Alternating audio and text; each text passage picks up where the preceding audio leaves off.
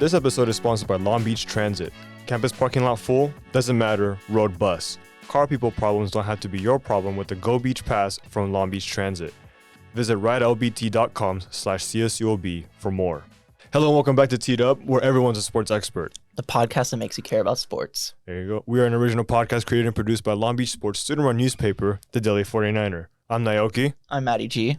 Welcome back, everybody, to the show. This is a very, again, it's going to a little bit of a different flow to what we normally do because of some scheduling conflicts. We had to kind of double record some days, and this is one of those episodes. And today we have a very, very special guest, not just to the show, but to me and Maddie, specifically, and to everybody in the JPR department. She's done stints at the OCC Register, USA Today, has been a lecturer here at Long Beach for a very long time. 19 years. 19? Mm-hmm. Almost as long as we've been alive. Right. Yeah. Almost. So can everybody help me please give a very, very, very warm Tito welcome to Barbara Kingsley-Wilson. Thanks for having me. Thank you for joining us. We were supposed to have another advisor here, Gary Metzger. Something came up. Gary, what happened? It's okay. We'll get him on eventually. We'll get him on. He'll turn up eventually. You know where he is. You'll find him. That's true. That is very, very true. So one of the first things that we wanted to ask you is, as a person who's been in the journalism game for a long time and then also being here as a lecturer for a long time, what do you look for in journalists, and up-and-coming journalists? You mean skills and stuff? Yeah. Well, you got to do things like write and produce and stuff, but it's almost the base thing is curiosity and wanting to know how something happened, why the game went the way it did, how that player became great, all that kind of stuff. That's kind of the coin of the realm for being a journalist in any, news or sports or features or whatever. Yeah, and then I guess me being with the Daily49er in general is kind of directly responsible because of you. You were the one who initially told me to apply for the sports editor position. Oh, really? Yeah. And so just the skills. What is it that you really do see in journalists, even before, I guess, they're on staff, because you do 310? Which, you were in my 310? Mm-hmm. Yeah. Yeah, because I wasn't showing up all the time. Yeah. Noted. Maddie's actually been on Teed Up more than he's been to Barb's class. Yeah. So. There's a chance. Yeah. All noted. Mm-hmm. The attendance grade sometimes suffers. It does. I think you could write, and you knew your way around a story, and you knew what questions to ask, and you had that good base of knowledge, because you don't have to be a perfect writer, Charles Schultz, the guy who did Peanuts, he used to say, cartoonists are sort of people. They're sort of good artists. They're sort of good writers. They have to be clear and concise. And they're sort of good imagination, but they're not full-on artists. They're not full-on writers. They're not full-on crazy creators, but they put all that together. I think journalism is a little like that. You got to be a solid writer. You got to know how to ask questions, not be afraid to ask, and to want to know more, and just really, really, really want to know, and be able to put it all together and work collaboratively and use critical thinking and do it on deadline. And that's, and if you don't have to have all those at the same time, but you have to, try to want to get better, like anything, like any other craft.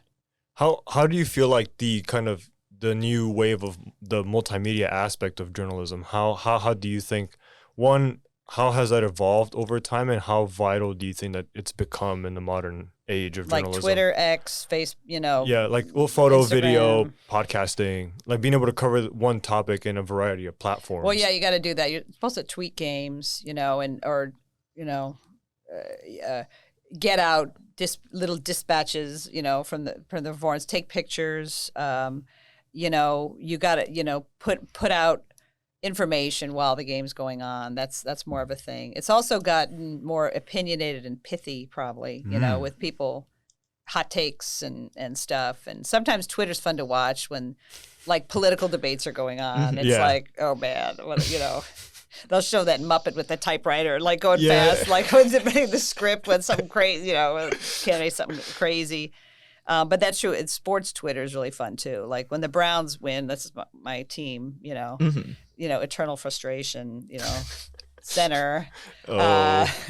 I'm, and they're winning. I love looking at Twitter because all the, all, and also the crushing defeats bring out humor too. Yeah. The humor is kind of the fun part, I think, of social media and sports in particular. It's there's some funny stuff out there, and you got to remember sports is entertainment, even though I it's crushed when the Browns lose and stuff, which is a lot. When you think of the Browns, like who do you characterize as the mascot, the elf or the dog? That is so interesting because they're always been a unique team, nothing on the side of the helmet, and they kept that. Yeah. Orange, brown, white. Black, I think maybe. Sometimes. Yeah. But the dog thing came later. I guess the elf, but the elf's even a throwback. I feel like I just heard about the elf recently because this year they put it on the field again, I think. Yeah, it's like, is this a fierce thing? An elf. It's kind of goofy and easy to make fun of. But if they get good and start winning games, they'll forget.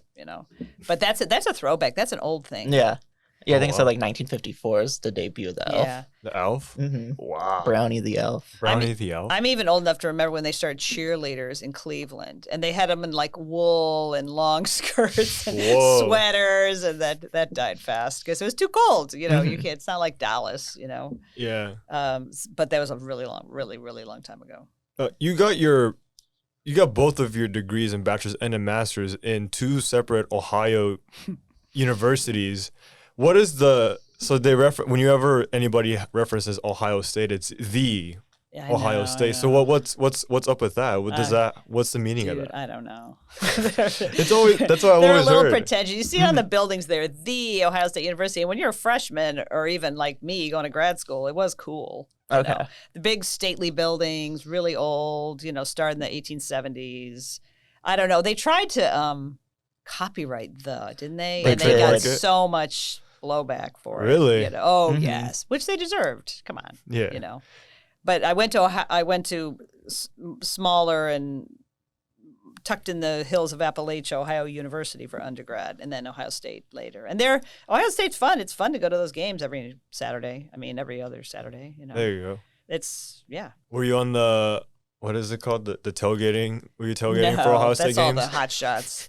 I just couldn't get over that. They'd sit in their trailers and not leave and not even go to the game. They just sit in their trailers and watch it. I'm like, why do you even pull up? But I guess they're hanging out and talking to people and, smoking brats and drinking beer and stuff. Barbecuing? And talking Buckeyes, Ooh. They're a little crazy. But I do like the Buckeyes too, even though they're so big. There's so much. We've been talking about doing like a dirtbags tailgate because there's no tailgating atmosphere here. No, that's true. We need that. We do. I've been like one tailgate ever, and it was to pick up the trash beforehand, and that's how I got to go to the game. That was like a little thing for like Oregon versus like UCLA, I think, in like middle school, and they're like, you pick up trash, UCLA will give you a free ticket to go watch Oregon. Oh, that's actually pretty cool. It was cool. You got to watch like the second half only, but it was worth it. Start small, I love it. Yeah, we got to tailgate. We got to start that. We got to start that up pretty soon. We talked about this just before we recorded. You teach yoga. You're a big yoga. I'm a big yoga person. Maddie said I do yoga on and off. Yeah, on Thursdays when we're supposed to having the meeting. Yes. Maddie does yoga. What started that for you? Your yoga journey? I was vacationing with friends, and we were trying all these classes and Pilates and yoga, and I just took to it right away. And it was in Colorado, and I went to the teacher right away. I just loved it, and I said, where can I do this? Do I have to watch videos? He goes, where do you live? Southern California. And he said, oh, you'll be fine. There's a million places to go there. And this was a little while ago. But then I took to it right away. The mind-body thing, the breath, the awareness. It was great. I loved it. And then I taught it. I learned to teach it, many, many years later. But I love yoga. Why do you like yoga? My mom made me do it. Why? No, I'm just kidding. No, my mom has been doing yoga for a very long time. Like for as long as I can remember, she's been doing it. I did hot yoga once, like in like this steam room. Wasn't for me. I was like the child's pose the whole time and just like drinking my own like sweat, like dripping from my stomach to my face. That's intense. It's intense. One of the benefits that I've seen is like it's been a really good way to start my day. Like wakes up my body. It's been really good for the recovery from all of the injuries that I've had in years past. And it's just like I practice in Manhattan Beach, so like right as I look straight, there's like a big window. I just see the ocean. Wow. It's like I just see the ocean, the palm trees. I see the pier, people surfing. So it's just like there's like the vibe of it is just the whole atmosphere around it has been really. It's like it's so soothing for me, and that's why I like doing it. That's great. I mean, can you do hard things like wheel and and no, I'm not the that inverteds? I've done. I can do 3 back bends, like the table. Oh, okay, yeah. But after that, I had to like lay down for a second. I gotta like catch my breath. Yeah.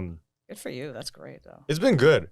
What would you say has been throughout your career? What's your craziest sports journalism like story that you have or experience? I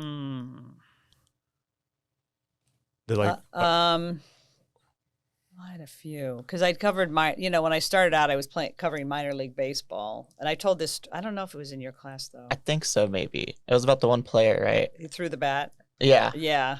Wait, what? Well, I was covering. Let's see, AAA Rochester Red Wings, and I was right out of college, and I hadn't covered that much baseball, and.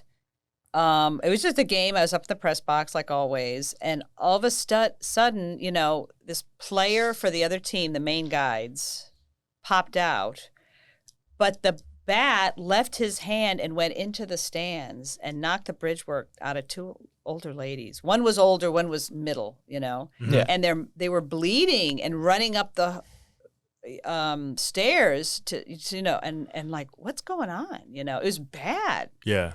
And so it took me a little bit to figure out what happened, but that player was a big prospect, Corey Snyder. And it looked like he just threw it and it went in the stands.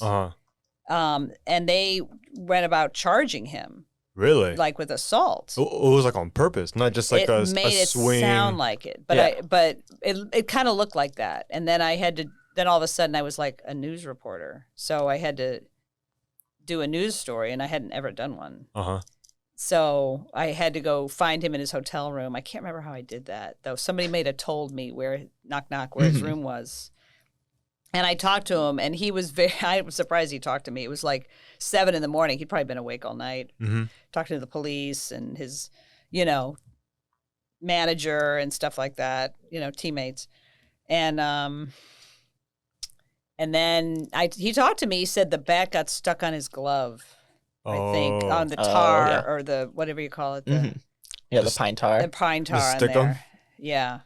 And went up in the stands and really hurt those ladies. And so I had to be, like, oh, okay. So I had to write about the court stuff, which I wasn't used to. And it made me realize I didn't want to be a sports writer all my life because I wanted to learn about this other stuff. Yeah. And I think they dropped the charges eventually, but they sued him and they got a settlement out of the main guides. I forget what was the parent. I can't remember the parent team for that. But for Rochester, it was Baltimore, but I can't remember what Maine was. Oh, it was Cleveland. It was Cleveland Indians then. Corey Schneider.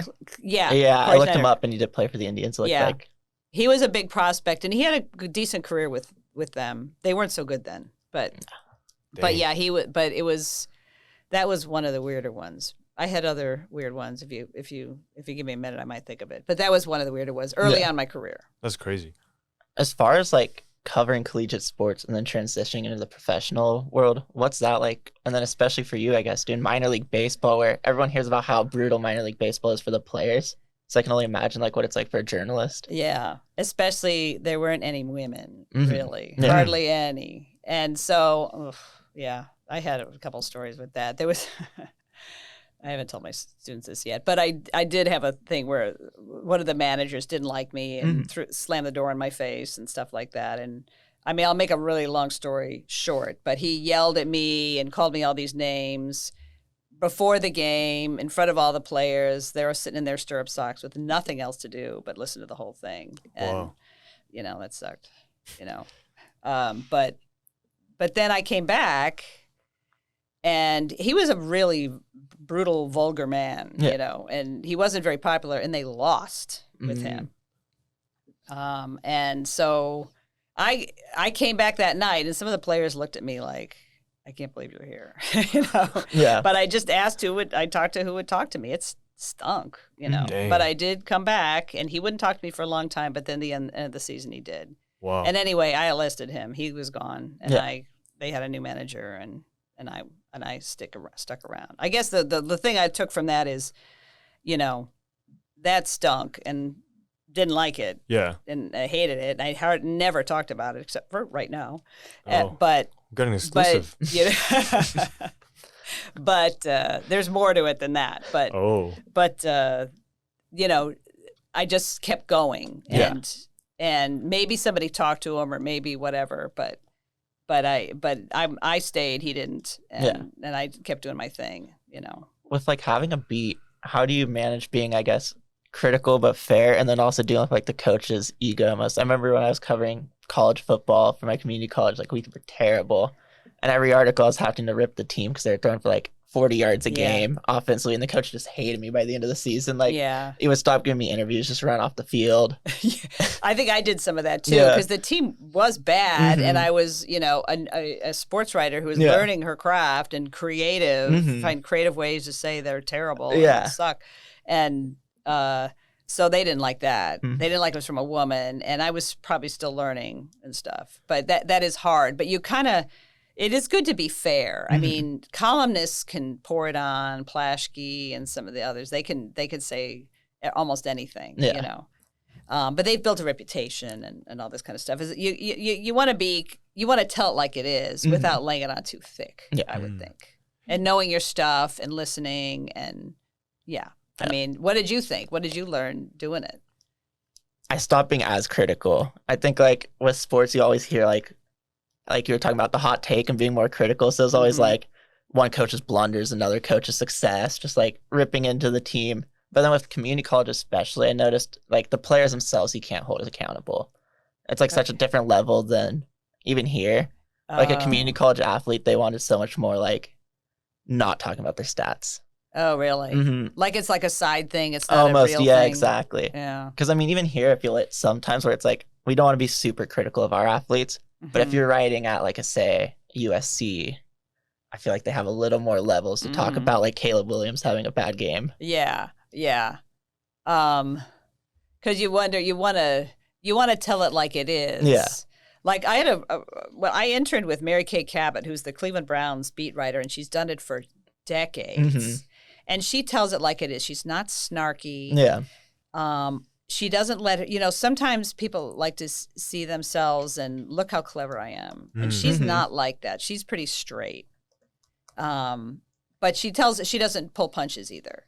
Wow. You can't, the fans won't let you, if you're a suck up, the fans are going to be like, why would I read this or watch this? Yeah. Yeah, especially if like the Browns, I guess you could go like when Tim Couch was the quarterback, like just run like headlines calling him a couch potato, just different things. Oh, they're brutal there. They just have no patience, but they want that Super Bowl so bad. They've never even been to one. I was hearing something recently about Boston sports market and how in the Boston sports market they're allowed to be so much more hardcore. Like the fans don't like you if you suck up at all. Yeah, and they're like want you gone. Yeah. I was like their commentator, and he was talking about how he needs to be hypercritical. Have you been to Boston? Oh, it's such a good sports town. Oh my gosh, it's so good. As so a many Celtics universities. So, there's love their sports. It would have been so fun to be there in like 2004 when they won the World Series for the first time in 80 years or whatever. Yeah, or the entire like 80s in basketball when they're playing the Lakers every other year. Oh yeah. That's my dream, to work in Boston for the Celtics. That's my dream. Such a great sports I want to be town. there. It is. I want to go visit. I want to go once to visit and then move out there to work. Yeah. I'm taking T up to Boston. Ooh. On the road. I was about to say. Live from the Garden. Oh, I would love that. published a book in 2015 about this Long Beach State, a brief history. Mm-hmm. Talk to us about that book, and should we be expecting like an updated version of your book pretty soon? I'm finishing another one for the university. But yeah, I love history. I love origin stories. I'd do anything for Time Machine, like anything, just to see how they lived 100 years ago or 200. So anyway, I was looking around at little history books, and I saw one for Dominguez Hills, and I'm like, oh, that's cool. Where's the one for Long Beach State? And they're like, no book. They don't have anything. So I just wrote it, and I just researched it, and it was fun. I just, how it was so crazy. They started an apartment house here, and, they didn't have enough. They were banging hammers and, laying concrete when classes were starting. It was just nuts. They had them in the bedrooms and laundry rooms of the apartments. It was just nuts, Wow. and just how that grew to a big college, that gets a lot of people apply to it. But just all that old stuff really interests me, and I just love local history of this area, Los Angeles, California, all that stuff. And so that's part of that. And now I'm doing a history picture book for the university. It'll come out next year.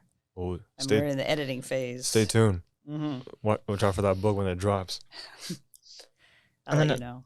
Another piece of just like your written work was a story that caught my eye was the Sporting Life interviews of Jordanian women athletes. Just what is that about? And just like, how did you kind of get that pitch? Boy, remind me of what that was. I went to Jordan in the 90s. Yeah. It just says along 1995 women's sports conference in Egypt. Oh, yeah, I did.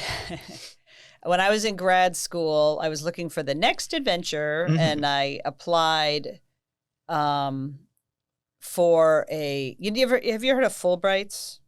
Like they're Fulbright overseas scholarship. They're very prestigious. They're like 6 months long. This was like a shorter version of that. Some people call it a half bright. But they where you go and do research, and they have these fellowships. So there was one for Jordan, which I'd never been to. I'd been to the Mideast a little bit, but not Jordan. So I applied for it and said, I want to study women in sports. And I got it, but then I had already started the register, so I had to take a leave and say, look, I know I just started here, but I want to take a leave. But on the bright side, you won't have to pay me for 3-4 months, Oh, wow. And they're like, okay. So I went. And I did a paper, and a professor I met translated it into Arabic for me, bless him, and presented it at the conference for me, because I couldn't have done it. It was all in Arabic. But it was about how women try to do sports in Jordan. And, everybody talks about the hijab. How do you do that? And Westerners get really fixated on that kind of stuff. But it talked about sports and how they were trying to grow sports in Jordan. And this was a while ago, so I don't know what people would say now. But it was kind of frowned on. Some women would be like, why do you want to do that? Their parents would say, or And so I had to talk about how they would try to do that, and they would. There was sports, but it was different from here and different from some other countries. But these women were very dedicated, and the men weren't always very supportive. And then we talked about this kind of throughout the semester. You have a fantasy football league with your family. So let's just do a little check-in right now. I know this is not going to come out for a little while, so this might be slightly outdated, but how are you doing in your league? I am winning this 4-person league. 4 people. Big 4-person league. Let's see. Right now I have a 5-3 record. I'm at the top. Oh, and then first place. Yeah, right. So keep your fingers crossed. Sorry. What's the name of the league? Do you have a funny name for the league or the team? My son put it together. Long Beach. Is this Long Beach League 2023? That's kind of. I don't know if that's it or not. I think it is.